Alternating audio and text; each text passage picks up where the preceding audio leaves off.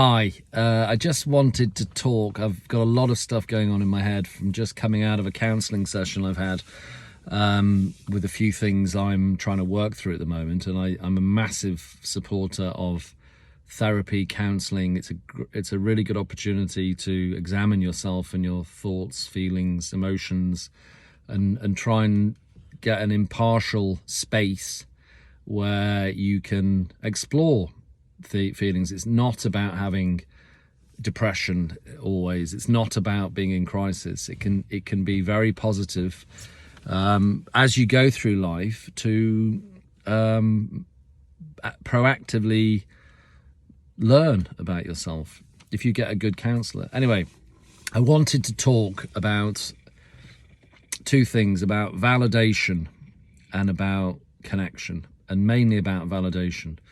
And the themes that I've been exploring in my mind is the need for human beings to be validated. And what I mean by that is that often, being completely honest, this is unscripted, completely transparent, where we seek validation in life from people who are perhaps a sibling, perhaps a family member, perhaps friendships, relationships, it doesn't matter, from people. I think it's very common, it is for me anyway, and I can only go on my own personal experience, that we have those people in our lives who simply are not giving you a feeling of being wanted, a feeling of being good enough, a feeling of being loved, of being cherished. And it is so important for human beings to feel in a symbiotic relationship with another person that they've got you, that they care, that they understand you. And the complexity around this is enormous. The main example of this is obviously parents. And a lot of you, I think most people, and again, have carried things from their childhood, their inner child, where they've not felt supportive, they've not been validated, they've not been emotionally listened to, they've not been given skills to navigate into life. And therefore a lot of us will carry those wounds of not having a cheerleader. And it's not to do with wealth or background, or it's to do with parents not having you and not having given you, or not maybe giving you the support and the safety and the support, the unconditional love that children need. And, you know, I think it's very common. It causes a lot of issues later on in life, and people will know about the inner child work.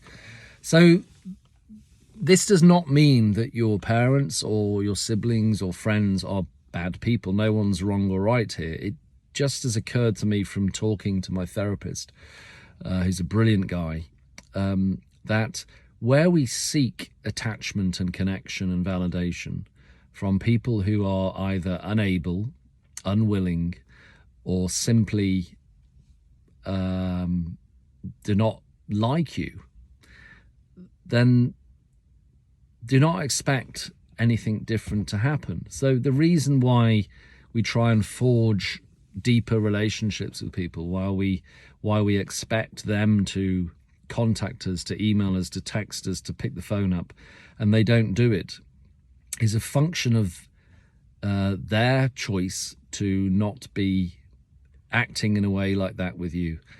That doesn't mean that they're bad people. It does mean that you cannot keep pushing against a closed door. It does mean that whilst it's okay to want deeper relationships and want to have validation from people that you should love and do love and care about, the simple unfortunate fact is, for whatever reason, those people do not want to meet you in that place.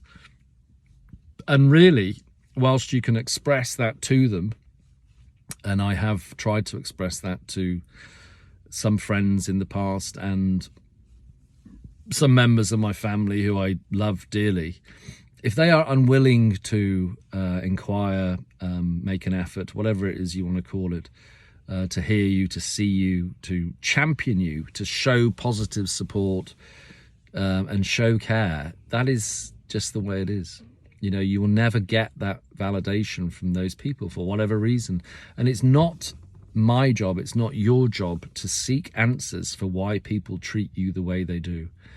And once you accept that it's not a failing on your behalf, there are certain things that you can then move forward with. And you can put that in your mind as to that you tried and this person, for whatever reason, is not able to get there with you. And they may care about you and love you, but they simply won't ever give you what you need. And therefore, what do you do, Edward? This is all very interesting. Everyone listening and watching this will have people in their lives who don't show up for them for different reasons. What you do about it is that you focus, you remind yourself, you write it down, put it on the wall. You focus on putting your energy where you focus on putting energy not into negative situations but into positive ones. You find the people that will text you and call you up and make an effort to see you and talk to you on a deeper level. You focus on the positives. Secondly, you focus on the positives of the people that you are feeling hurt by. So rather than ruminating about what they don't give you, tolerate what you don't have from them. Accept that this is the way that they're going to behave and treat you, and try and remind yourselves of the positives, especially with parents and with siblings and family. See people for the positives that they bring, not the negatives the behaviors that they don't, or that they do show up with. And that is a reframing of your thought process. And neuroplasticity is very much around rather than thinking about a person as this type of thing, this is the person that creates these feelings. Think about the person endearingly as, you know, as this is the way they are, and celebrate where you can the positives that they do have, and remind yourselves of the positives, and don't dwell on the negative. So, you know, what's the great phrase? I always forget how it is. Energy flows where attention goes. So you will feed the beast.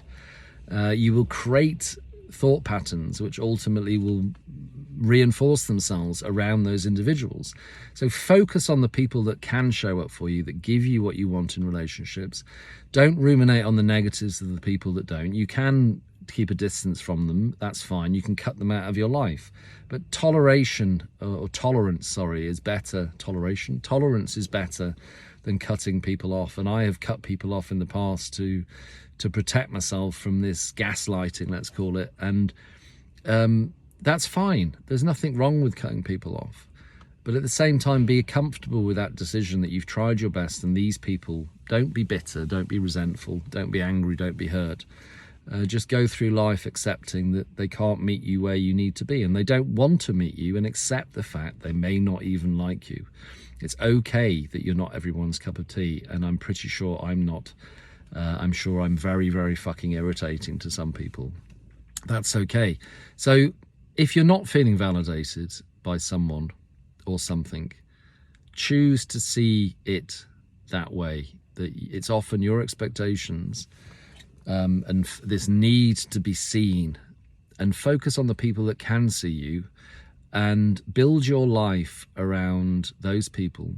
Build your life around positivity. And the last thing I would say is that if you feel that you've never been supported or championed, you've never had positive reinforcement, but you've always had negativity and caution and anxiety and being told what you're doing wrong, if you've not had that in any respect, then you turn that around and you champion your kids and you support your friends and tell people they're doing well and celebrate their successes and show up in the world as a fucking beacon of light and positivity for other people.